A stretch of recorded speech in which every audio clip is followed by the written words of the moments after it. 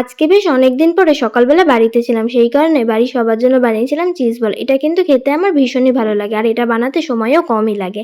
ভাইকে বলেছিলাম পড়ে আসার সময় সবার জন্য আইসক্রিম নিয়ে আসতে, ভাই সেটা মনে করে নিয়েও এসছে। বিকেলবেলা যাচ্ছিলাম পড়াতে, তাই রেডি হয়ে বেরোনোর সময় আমার হঠাৎই মনে পড়লো আমি তো একটা নতুন জুতো কিনেছি, সেটাই আজকে পরা যাক। বৃষ্টিতে পরার জন্য এই জুতোগুলো একদম পারফেক্ট। বাড়ি থেকে বেরোনোর সময় আরেকটা জিনিসও খেয়াল করলাম, আজকে আমার টি শার্টের কালার আর জুতোর কালার একদমই সেম সেম হয়ে গেছে।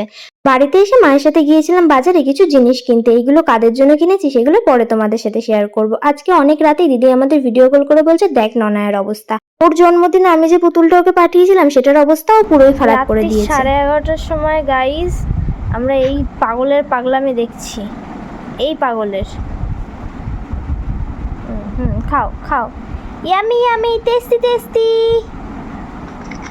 আজকের জন্য এইটুকু, টাটা বাই বাই। ভিডিওটা ভালো লাগলে একটা লাইক করে দিও, চ্যানেলটিকে সাবস্ক্রাইব করতে ভুলো না। দেখাবে অন্য কোনো সার্চে।